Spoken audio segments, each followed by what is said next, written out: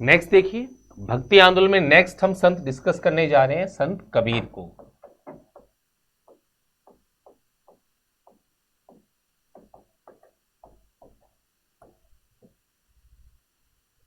तो कबीर जो है भक्ति आंदोलन के एक महत्वपूर्ण संत हैं।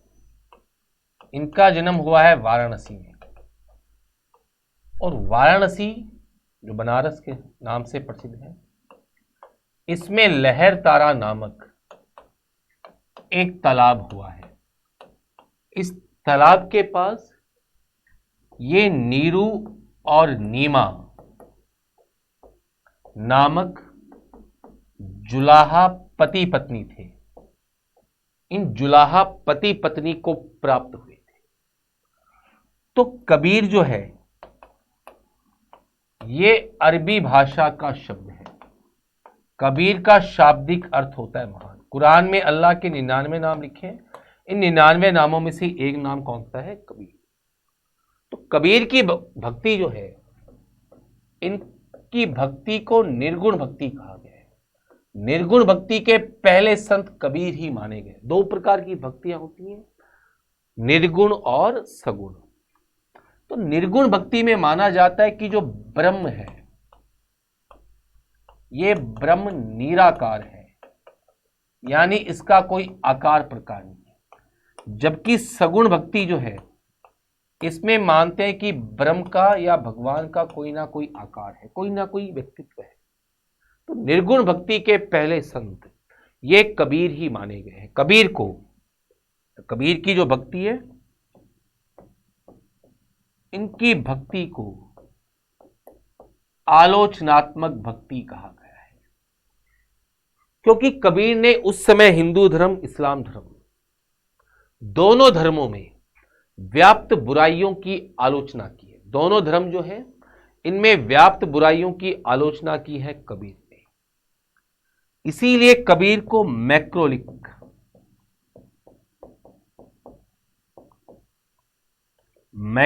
ने कबीर को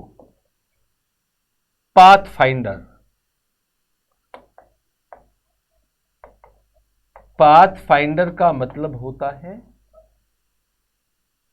निडर अन्वेषी, ये भी कहा है। निडर अन्वेषी से मतलब जो खुद अपना रास्ता बनाए। तो पाथ फाइंडर यानी निडर अन्वेषी, ये भी कहा है मैक्रोलिक ने कबीर को। कबीर जो थे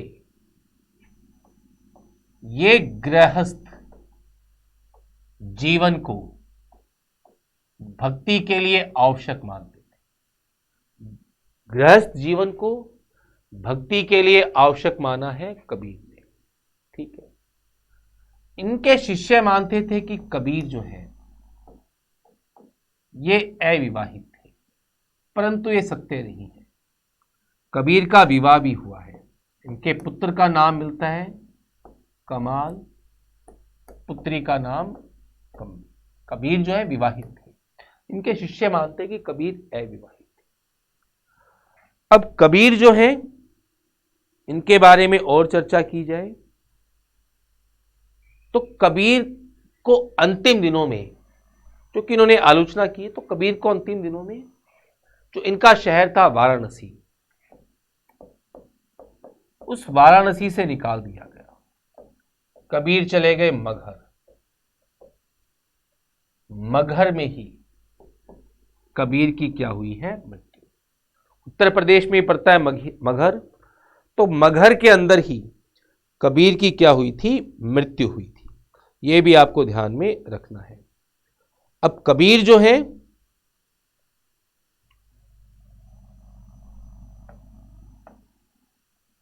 इनकी शिक्षा को भागदास ने संकलित किया है बीजक में। इसके अलावा उल्टबानी, ये कबीर की जो दोहे थे उसे उल्टबासी कहा गया है। उल्टबासी यानी कोई भी बात होती थी उसको उल्टे तरीके से बताते थे, उल्टबासी भी कहा गया है। तो भागदास ने बीजक में संकलित किया। हालांकि हिंदी साहित्य के अनुसार ये शिक्षाएं धर्मदास के द्वारा संकलित की गई। तो कबीर की शिक्षाएं जो है हिंदी साहित्य के अनुसार तो संकलित की हैं धर्मदास ने, बाकी इतिहास के अनुसार ये मानते हैं कि किसने संकलित की है, भागदास। ठीक है, एक बार वापस देखते हैं। कबीर जन्म हुआ है वाराणसी में। वाराणसी में लहर तारा नामक तालाब के पास प्राप्त हुए थे नीरू और नीमा नामक जुलाहा दंपत्ति को। कबीर एक अरबी भाषा का शब्द है। कबीर का शाब्दिक अर्थ होता है महान।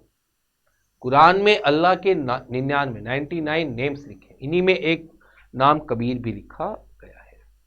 निर्गुण भक्ति का पहला संत ये कबीर को ही मानते हैं।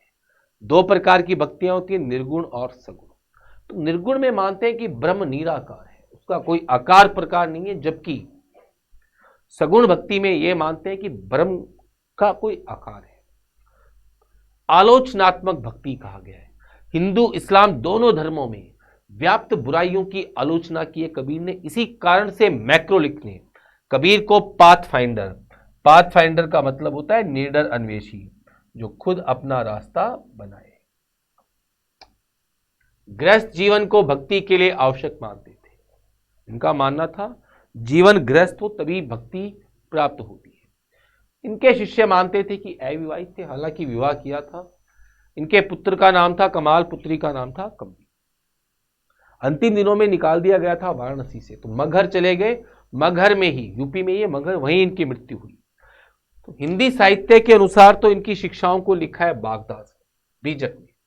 इतिहास के अनुसार भागदास ने लिखा, हिंदी साहित्य के अनुसार धर्मदास ने। ये ध्यान रखना। इनकी जो रचनाएं हैं, इनकी रचनाओं को उल्टबासी के नाम से जाना जाता है, क्योंकि ये किसी भी बात को उल्टे ढंग से पेश करते थे। कबीर जो है, इनके एक शिष्य हुए रैदास। कबीर ने रैदास को संतों का संत कहा है।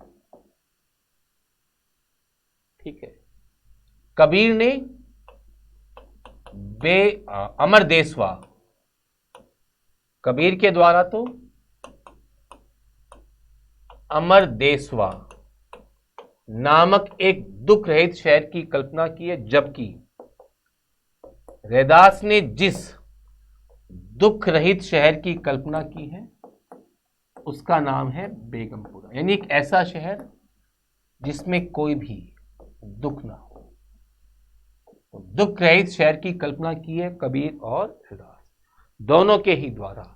एक ऐसे शहर की कल्पना की गई जिस शहर में कोई भी दुख ना हो। एक बार क्वेश्चन आया हुआ है, भारत का पहला साम्यवादी कवि, भारत का पहला साम्यवादी कवि, ये कबीर को ही माना जाता है।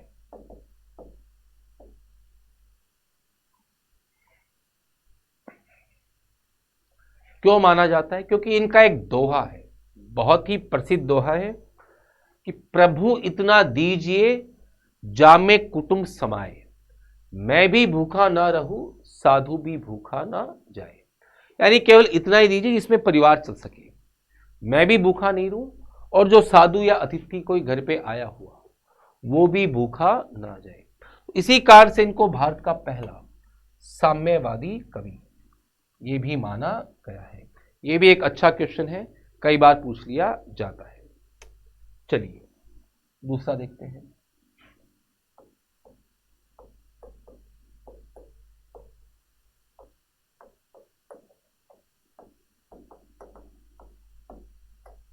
गुरु नानक।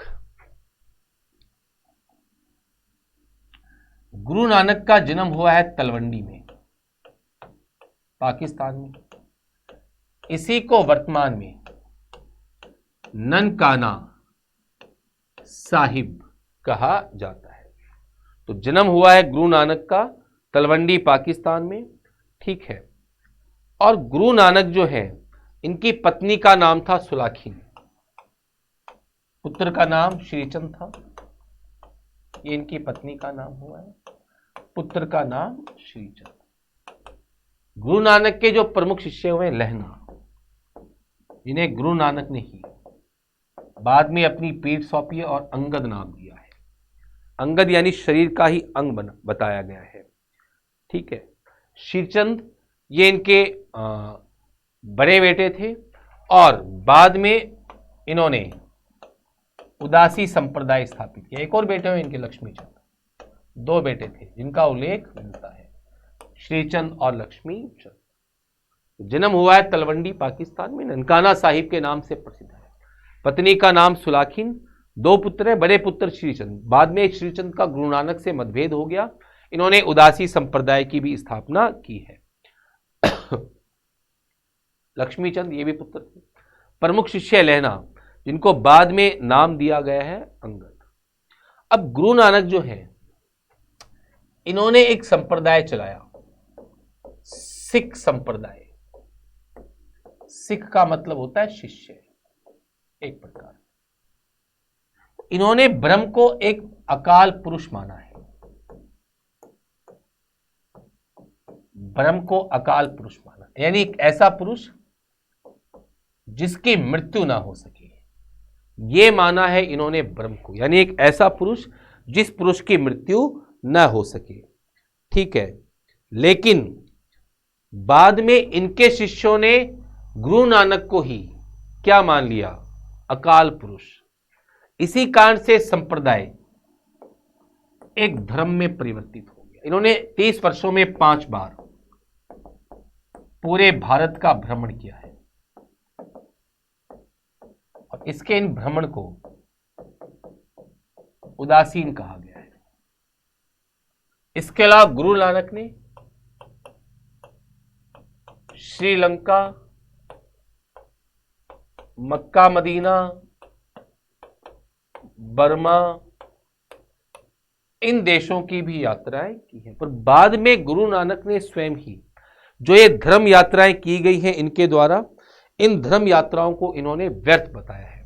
बाबर, हुमायूं दोनों ही मिले थे। जब हुमायूं तो युवराज था, बाबर भारत में जीत रहा था। पाकिस्तान में स्थान है सैयदपुर, तो पाकिस्तान के सैयदपुर नामक स्थान पे इनकी बाबर से भी मुलाकात हुई है। इसके अलावा हुमायूं से भी मुलाकात हुई है। अब गुरु नानक जो है, गुरु नानक की जो शिक्षाएं हैं, उनके जो विचार हैं, उनको जब अर्जुन देव ने गुरु ग्रंथ साहिब संकलित कराया तो इनके विचारों को, कथनों को जिस नाम से लिखा गया वो नाम क्या है, जपजी। जपजी के नाम से इनके विचारों को, कथनों को संग्रहित करके लिखा गया है। किस नाम से लिखा गया है, जपजी के नाम से। तो ये थे गुरु नानक। ठीक है। नेक्स्ट देखिए, इसी प्रकार से आते हैं दादू दयाल।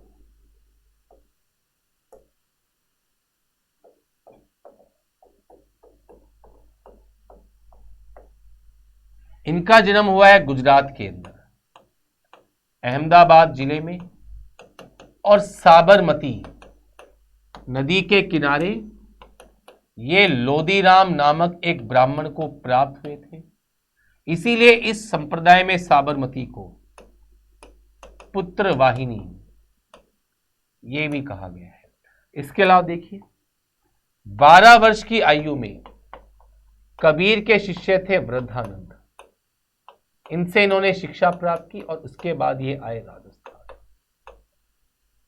राजस्थान में इन्होंने पहला बौद्धिक प्रवास व्यतीत किया है सांभर। अपना सर्वाधिक समय भी सांभर में ही बिताया। 1601 में ये चले गए नारायणा। नारायणा है जयपुर में, और 1603 में नारायणा में ही इनकी क्या हुई है, मृत्यु। तो 1601 में नारायणा गए, 1603 के अंदर नारायणा में ही इनकी मृत्यु हुई। अब दादू पंथ जो है, दादू दयाल का पंथ, दादू पंथ, इसमें शवों को जलाते नहीं बल्कि खुले में छोड़ दिया जाता है। तो दादू दयाल के शव को जयपुर में स्थित जो भैराना की पहाड़ियां हैं उनमें एक गुफा के सामने छोड़ा गया। उसी गुफा को वर्तमान में बोला जाता है दादू खोल। उसी गुफा को वर्तमान में हम क्या बोल देते हैं? दादू खोल।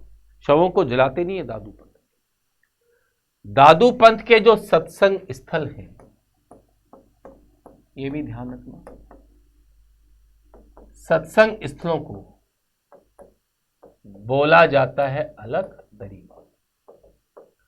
दादू दयाल ने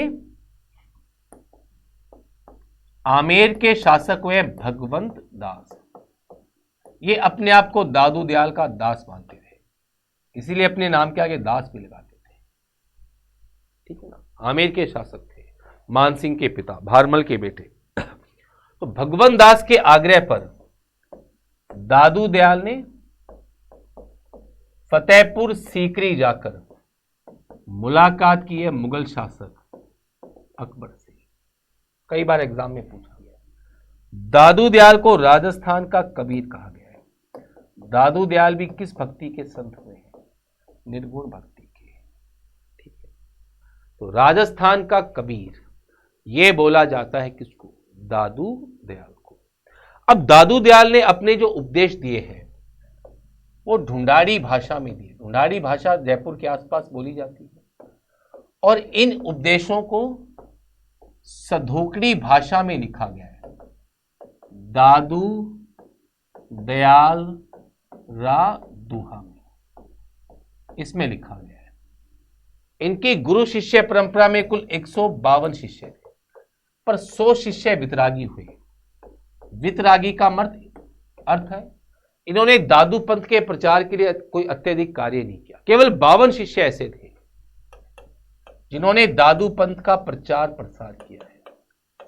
इन्हें ही दादू पंथ में 52 स्तंभ कहा जाता है। इन्हीं 52 शिष्यों को बोलते हैं 52 स्तंभ। दादू दयाल की मृत्यु के बाद दादू पंथ में 4 शाखा हुई। नारायणा, खाकी,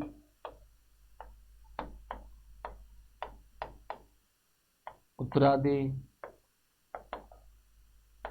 विरक्त। ये 4 शाखाएं हो गई दादू दयाल की मृत्यु के बाद। अब खालसा पहली शाखा है, खालसा। अब खालसा वाले जो हैं ये तो नारायणा जयपुर में जो है इसी को प्रधान पीठ मानते हैं। खाकी ये अपने शरीर पर भस्म लगाते हैं। उत्तरादे बनवारी दास के नेतृत्व में दादू पंथियों का एक समूह हरियाणा के हिसार जिले में रतिया नामक स्थान चला गया था। और विरक्त ये भ्रमणशील दादू पंथी होते थे। बाद में सुंदरदास जी जो है इनके समय दादू पंथ में एक शाखा और बनी। इस शाखा को बोलते हैं नागा या जमात। तो नागा या जमात शाखा जो होती है ये अपने साथ शस्त्र धारण करती थी। और सबसे पहले जयपुर के शासक जो हैं सवाई जयसिंह ने इनको अपनी सेना के अंदर शामिल भी किया है। ये भी ध्यान रखना है, अपनी सेना में शामिल किया था। ये किया है किसने? सवाई जयसिंह ने। सवाई जयसिंह जो है ये जयपुर के क्या हुए हैं? शासक हुए। नेक्स्ट देखिए,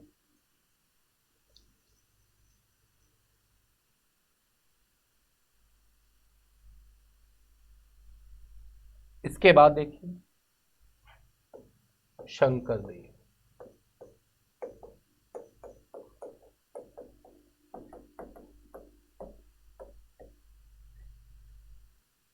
शंकरदेव ये असम के हुए हैं।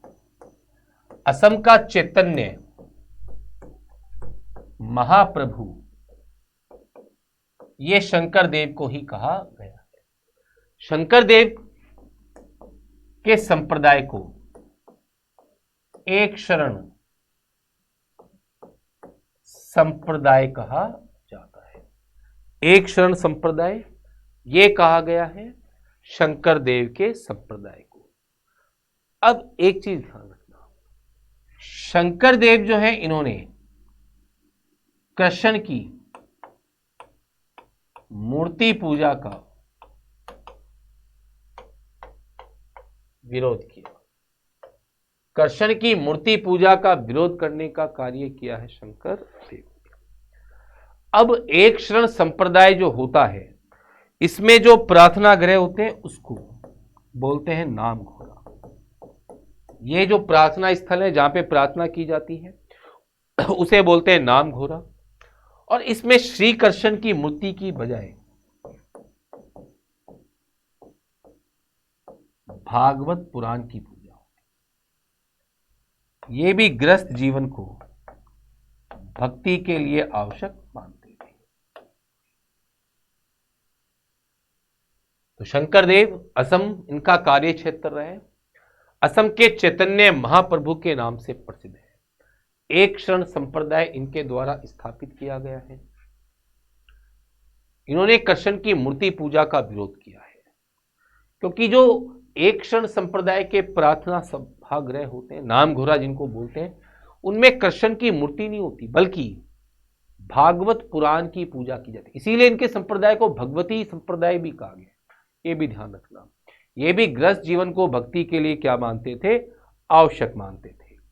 ठीक है, तो ये थे शंकर देव। अब हम पढ़ते हैं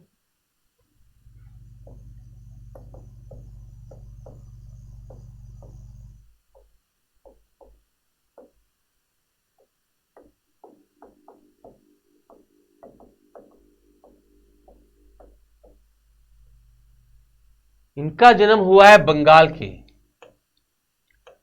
नदिया जिले में। बंगाल के नदिया जिले में इनका जन्म हुआ है। और चैतन्य महाप्रभु जो है, इनकी बाल्यावस्था का नाम था निमाई। तो इनकी बाल्यावस्था का नाम ये निमाई था। नेक्स्ट देखिए, इन्हें विद्यासागर की भी उपाधि दी गई है। उड़ीसा के शासक हुए हैं प्रताप गजपति रुद्रदेव। तो इन्होंने चैतन्य महाप्रभु के लिए पुरी के अंदर, पूरी उड़ीसा में एक पीठ स्थापित कराई है। पुरी के अंदर एक पीठ की स्थापना कराई थी प्रताप गजपति रुद्रदेव, उड़ीसा के शासक ने। अब चैतन्य महाप्रभु का जो मत है, इसे बोलते अचिंत्य भेद अभेद। भेद का मतलब दो, अभेद मतलब एक। अचिंत्य का अर्थ होता है चेतना मुक्त होकर, यानी जब भी भगवान की भक्ति की जाए किसी भी प्रकार की कोई चेतना नहीं रहनी चाहिए। जैसे वल्लभाचार्य के मत को बोलते हैं पुष्टि मार्ग। पुष्टि मार्ग का अर्थ क्या है? पुष्टि मार्ग का अर्थ है चेतना युक्त होकर। जैसे मैंने आपको बताया भी था, मीराबाई को जहर का प्याला भिजवाया, मीराबाई को चेतना थी जहर है, विक्रमादित्य ने जहर भिजवाया फिर भी पी गई। लेकिन इनका जो मत है उसे बोलते हैं अचिंत्य भेद अभेद। भेद का मतलब हो गया दो, दो यानी द्वैत, अद्वैत। और अभेद का मतलब जिसको भेदा ना जा सके, यानी एक। तो ये तो वही हो गया कि भगवान की भक्ति की जा सकती है, प्राप्त नहीं हो सकते। सच्चे मन से भक्ति है तो प्राप्त हो सकते हैं। लेकिन अचिंत्य यानी भक्ति करते समय किसी भी प्रकार की कोई भी चेतना ना रहे।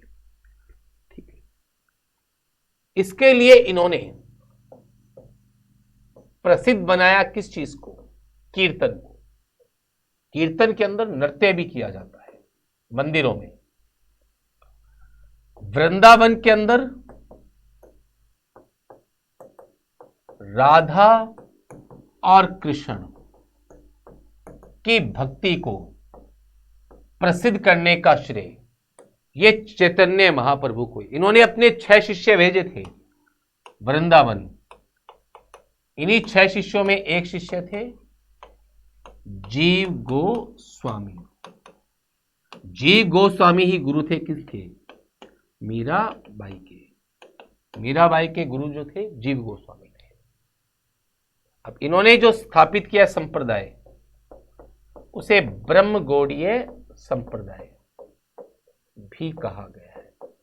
यह बंगाल में काफी प्रसिद्ध था और जब आमेर के शासक मानसिंह बंगाल के सूबेदार थे तो वो इस संप्रदाय की भक्ति से काफी प्रभावित हुए हैं। ऐसा बताते हैं श्री कृष्ण के प्रपौत्र थे वज्रनाभ। इन्होंने अपनी माता से पूछकर कृष्ण की 3 मूर्तियां बनवाई हैं। एक मूर्ति है गोविंद देव मंदिर जयपुर, गोपीनाथ मंदिर जयपुर और एक मदन मोहन मंदिर, यह है करौली में। ये दोनों ऊपर वाले जयपुर में है, ये करौली में है। तो ऐसा बताते हैं कि गोविंद देव मंदिर की मूर्ति का मुख बिल्कुल वैसा है जैसे श्री कृष्ण, गोपीनाथ मंदिर की मूर्ति का धड़ और मदन मोहन मंदिर की मूर्ति के पैर, ये बिल्कुल वैसे ही है जैसे श्री कृष्ण थे। तो जो ब्रह्म गौड़ीय संप्रदाय है उसके अनुयायियों के द्वारा एक ही दिन में इन तीनों मूर्तियों के दर्शन को करना यह अत्यंत शुभ माना जाता है। ऐसा मानते हैं कि एक ही दिन में इन तीनों मूर्तियों के दर्शन किए तो यह अत्यंत शुभ माना जाता है। ठीक है। इसी प्रकार से गुजरात के एक संत हुए नरसिंह मेहता, गुजराती संत नरसिंह मेहता ने पुस्तक लिखी है सूरत संग्राम। इसी सूरत संग्राम के अंदर गांधी का प्रिय भजन वैष्णव जन तो के कहिए जो पीर पराई जानिना, ये इसी सूरत संग्राम नामक पुस्तक में लिखा गया है। ये गांधी का प्रिय भजन था। ठीक है, नेक्स्ट देखते हैं। नेक्स्ट आता है कि महाराष्ट्र में भक्ति आंदोलन। महाराष्ट्र में भक्ति आंदोलन की शुरुआत ये हुई है पंढरपुर से। महाराष्ट्र में जो पंढरपुर स्थान है यहीं से भक्ति आंदोलन की क्या हुई है शुरुआत। 2 प्रकार के संप्रदाय हो गए, एक तो वैष्णव श्री कृष्ण का और एक राम का।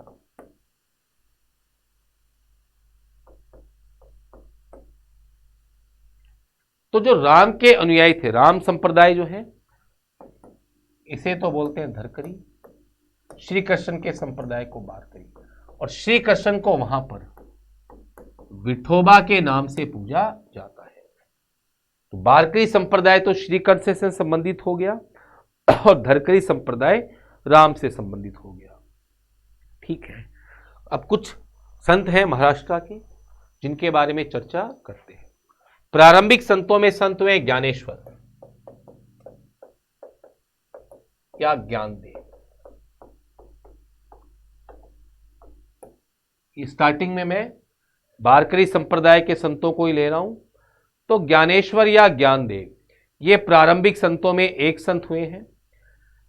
इन्होंने टीकाएं लिखी हैं। भावार्थ दीपिका अर्ध मराठी भाषा में है, ये टीका भी लिखी है। आरंभिक विठोबा या कृष्ण के जो बारकरी संप्रदाय है उनके संतों में से एक संत हुए हैं। इसके अलावा ज्ञानेश्वर जो है इन्होंने ही एक रचना लिखी है जो रचना काफी प्रसिद्ध है। उस रचना का नाम है, गीत जो है, जोत से जोत मिलाते चलो, ये ज्ञानेश्वर ने लिखी है। इसके अलावा चंगदेव प्रशस्ति ये भी इनकी एक रचना है। इसी के अंदर ये गाना लिखा हुआ है, जोत से जोत मिलाते चलो। तो ये आरंभिक विठोबा या बारकरी संप्रदाय के संतों में एक संत हुए हैं। इसके अलावा है नामदेव, ये प्रारंभ में दर्जी थे, प्रारंभ में ये दर्जी समुदाय से थे और बाकी डाकू का काम करने लग गए, इसीलिए इनको बारकरी संप्रदाय का वाल्मीकि भी कहते हैं। वाल्मीकि जिन्होंने रामायण लिखी थी, तो बारकरी संप्रदाय का वाल्मीकि, ये भी किसको बोला गया है, नामदेव को। और नामदेव भी एक प्रसिद्ध संत हुए हैं। इसके अलावा बात की जाए तो एकनाथ, तुकाराम की बात की जाए, तुकाराम जो है ये समकालीन थे शिवाजी के, लेकिन इन्होंने शिवाजी के द्वारा दी गई भेंट को लेने से इनकार कर दिया था। शिवाजी के समकालीन हुए संत तुकाराम, बहुत ही प्रसिद्ध संत हुए तुकाराम, लेकिन इन्होंने शिवाजी के द्वारा भेजे गए भेंट को लेने से क्या कर दिया था, इनकार कर दिया था। यह भी आपको ध्यान में रखना है। तुकाराम की एक शिष्या हुई है जिनका नाम है बहिना बाई। ये तो सभी वारकरी संप्रदाय के संत हुए। धरकरी संप्रदाय की बात की जाए तो इसकी स्थापना ये की है रामदास ने। रामदास भी शिवाजी के समकालीन थे, उनके आध्यात्मिक गुरु थे। रामदास जो है इनको समर्थ गुरु भी कहा गया है, इनको समर्थ गुरु रामदास के नाम से ही जानते हैं। इन्होंने पुस्तकें लिखी हैं, दासबोध और आनंद भुवन, ये इनके द्वारा लिखित पुस्तकें भी हैं, दासबोध और आनंद भुवन। तो ये इस प्रकार महाराष्ट्र का भक्ति आंदोलन था। इसके अलावा बात की जाए मीराबाई की, तो मीराबाई रावल रतन सिंह की पुत्री थी। रावल रतन सिंह मेड़ता के शासक थे, उनकी पुत्री हुई है मीराबाई। और मीराबाई जो है इनके पहले गुरु थे रैदास, फिर मैंने आपको बताया अभी जीव गोस्वामी। जीव गोस्वामी को इन्होंने अपना गुरु बनाया था। मीराबाई का विवाह सांगा के पुत्र भोजराज से हुआ था। भोजराज 1517 में एक युद्ध लड़ा गया था खातोली में, ठीक है ना। मीराबाई की बात की जाए तो मीराबाई जो है इनका विवाह हुआ है सांगा के पुत्र भोजराज से। ये खातोली, खातोली है कोटा में, कुछ लोग इसको बूंदी बताते हैं, बूंदी में नहीं है, कोटा में ही है। तो इस युद्ध के अंदर मारे गए थे। उसके बाद मीराबाई जो है ये श्री कृष्ण भक्ति में लीन हो गई। जब अत्यधिक प्रताड़ित किया तो वृंदावन चली गई, यहीं पे जीव गोस्वामी से शिक्षा ली। बाद में चली गई गुजरात के द्वारका में, यहीं पर एक मंदिर है रणछोड़ दास मंदिर, यहीं पे ये कृष्ण की भक्ति करते हुए उनकी मूर्ति में समा गई थी। आज भी द्वारका के अंदर जो मंदिर है रणछोड़ दास मंदिर, इसमें मीराबाई की चुनरी की क्या की जाती है, पूजा।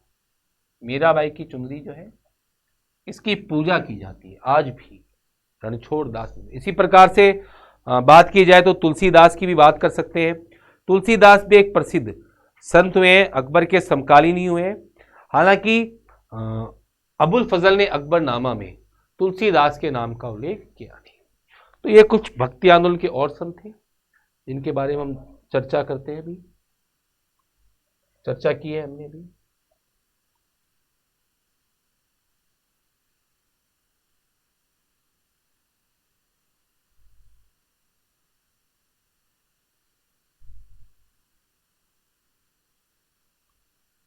कबीर के बारे में बताया, जन्म हुआ है वाराणसी उत्तर प्रदेश में। लहर तारा नामक तालाब के पास मिले हैं नीरू और नीमा नामक दंपत्ति को। अरबी भाषा का शब्द है, इसका शाब्दिक अर्थ होता है महान। निर्गुण भक्ति के पहले संत हैं। आलोचनात्मक भक्ति थी। इस हिंदू धर्म इस्लाम धर्म दोनों धर्मों में व्याप्त बुराइयों की आलोचना की, इसीलिए मैक्रोलिक ने इन्हें पाथ फाइंडर यानी निडर अन्वेषी भी कहा है। गृहस्थ जीवन को आवश्यक मानते थे भक्ति के लिए। इनका मानना था गृहस्थ जीवन भक्ति के लिए आवश्यक है। इनके शिष्य मानते कि अविवाहित थे, परंतु विवाह किया था। कमाल कमली इनके बेटे और बेटी थी। अंतिम दिनों में वाराणसी से निकाल दिया तो मगहर चले गए, यहीं पे इनकी मृत्यु हुई। अब कबीर की शिक्षाओं को भागदास ने लिखा है बीचक में। हिंदी साहित्य के अनुसार धर्मदास ने इनकी रचनाओं को उल्टवासी भी कहा गया, उल्टी तरह से बात को पेश करते थे। इन्हीं के समकालीन थे रैदास, और रैदास को कबीर ने संतों का संत भी कहा है। अब कबीर ने एक शहर की कल्पना की जिसमें कोई दुख ना हो, उसको बोलते हैं अमरदेश्वर। रैदास ने जिस शहर की कल्पना की है उसको बोला गया बेगमपुरा। पहला साम्यवादी कवि ये कबीर को ही मानते हैं। क्यों मानते हैं मैंने आपको एक दोहे के माध्यम से बताया है। गुरु नानक जन्म तलवंडी ननकाना साहिब पाकिस्तान में, मृत्यु इनकी हुई है करतारपुर में। जो करतारपुर कॉरिडोर बन रहा है, तो मृत्यु इनकी करतारपुर में हुई है, ये भी पाकिस्तान में है, ये भी आपको ध्यान रखना है। पत्नी का नाम सुलाखिन, श्रीचंद और लक्ष्मीचंद ये दो इनके बेटे थे। बाद में श्रीचंद का अपने पिता गुरु नानक से मतभेद हो गया, उदासी संप्रदाय पर है। गुरु नानक जो है खत्री समुदाय से थे। लहना इनका एक प्रमुख शिष्य था। इसके अलावा मर्दाना भी एक शिष्य था, मर्दाना बजाता था सारंगी। और गुरु नानक जो है ये रब्बाब नामक वाद्ययंत्र बजाते हुए सिख धर्म का प्रचार प्रसार करते थे। अब गुरु नानक ने ब्रह्म को अकाल पुरुष माना, यानी ऐसा पुरुष जिसकी मृत्यु ना हो सके। बाद में इनके शिष्यों ने गुरु नानक को अकाल पुरुष मान लिया, इसलिए संप्रदाय बदल गया धर्म में। 5 बार भारत की यात्रा की। इनके इस भ्रमण को बोला गया उदासीन। सैयदपुर में बाबर और हुमायूं से भी मुलाकात हुई। श्रीलंका, मक्का, मदीना, बर्मा, यहां तक की भी यात्रा की है। गुरु ग्रंथ साहिब में जो इनकी शिक्षाएं लिखी गई हैं, उन शिक्षाओं को बोला गया है जपजी। ये भी आप ध्यान रखना। दादू दयाल अहमदाबाद में जन्म, ये भी निर्गुण भक्ति के संत हुए हैं। इनके शिष्य थे दादू दयाल के रज्जब जी, सांगानेर के निवासी थे, जो आजीवन दूल्हे के वेश में रहे। राजस्थान में सांबर पहला बौद्धिक प्रवास है। गुरु वृद्धानंद थे। 1601 में नारायणा, वहीं पे इनकी 1603 में मृत्यु। नारायणा ही प्रधान पीठ है। तो शव को जलाते ही नहीं है, खुले में छोड़ते हैं। तो इनके शव को जहां खुले में छोड़ा गया, बहराना की पहाड़ियों में, जिस गुफा के साथ, उस गुफा को बोलते हैं दादू। दादू पंथ में सत्संग स्थलों को अलग दरीबा कहा गया। भगवान दास के कहने पर फतेहपुर सीकरी में इबादत खाने में अकबर से मुलाकात की। राजस्थान का कबीर कहते हैं। उपदेश ढूंढाड़ी भाषा में दिए, जिन्हें सधुकड़ी भाषा में लिखा गया। दादू दयालरा दुहा। 152 शिष्य थे गुरु शिष्य परंपरा में, 100 तो वितरागी थे। 52 शिष्यों ने प्रचार प्रसार किया, जिनको 52 स्तंभ कहते हैं। इनकी मृत्यु के बाद ये 4 शाखाओं में विभक्त हुआ। सुंदरदास जी ने बाद में नागा या जमात शाखा चलाई, जो शस्त्र धारण करती थी। शंकरदेव असम का चैतन्य महाप्रभु कहते हैं इनको। एक शरण संप्रदाय स्थापित किया। श्री कृष्ण की मूर्ति पूजा का विरोध किया है। इनके जो पूजा स्थल है, नाम घोरा जिनको बोलते हैं, उसमें भागवत पुराण की पूजा होती है। चैतन्य महाप्रभु बंगाल के नदिया डिस्ट्रिक्ट में पैदा हुए। बाल्यावस्था का नाम था निमाई, ये इनकी बाल्यावस्था का नाम था। बाद में इनको विद्यासागर नाम दिया गया। उड़ीसा के शासक थे प्रताप गजपति रुद्रदेव, जिन्होंने इनके लिए पुरी में एक पीठ बनवाई। इनके मत को बोलते हैं अचिंत्य भेद अभेद, यानी बिल्कुल चेतना मुक्त होकर जब भी भक्ति की जाए, किसी प्रकार की कोई चेतना नहीं रहे। इसके लिए इन्होंने भक्ति में प्रसिद्ध किया है कीर्तन को। वृंदावन में राधा और श्री कृष्ण की भक्ति को प्रसिद्ध करने का श्रेय चैतन्य महाप्रभु को। इनके प्रमुख शिष्य, इन्होंने अपने 6 शिष्यों को भेजा था वृंदावन। उन्हीं में से एक थे जीव गोस्वामी। जीव गोस्वामी ही गुरु थे मीरा बाई के। इनके संप्रदाय को बोला गया ब्रह्मगौड़ीय संप्रदाय। अब ब्रह्मगौड़ीय संप्रदाय जो है, इसमें होता क्या है? ब्रह्मगौड़ीय संप्रदाय में कीर्तन करते हैं, नृत्य किया जाता है भक्ति करते समय। ऐसी मान्यता है कि श्री कृष्ण के प्रपोत्र थे वज्रनाथ। इन्होंने अपनी माता से पूछकर श्री कृष्ण की 3 मूर्तियां बनवाई कि दिखते कैसे थे। तो राजस्थान में इस संप्रदाय की 3 पीठ है। गोविंद देव मंदिर, गोपीनाथ मंदिर, मदन मोहन मंदिर करौली, ये दोनों जयपुर में है। तो ऐसा मानते हैं कि जो मूर्ति है गोविंद देव मंदिर जयपुर में, उसका तो मुख, गोपीनाथ मंदिर की मूर्ति का धड़ और मदन मोहन मंदिर की मूर्ति के पैर बिल्कुल वैसे ही हैं जैसे कौन थे? श्री कृष्ण। नरसिंह मेहता गुजरात के एक प्रसिद्ध संत हुए। इन्होंने पुस्तक लिखी है सूरत संग्राम। इसी में गांधी का प्रिय भजन वैष्णव जन तो के कहिए, जो पीर पराई जाने ना, ये लिखा हुआ है। महाराष्ट्र में भक्ति आंदोलन की शुरुआत करें तो पंढरपुर से हुई है। 2 प्रकार के संप्रदाय हैं, ये आपको ध्यान रखना है।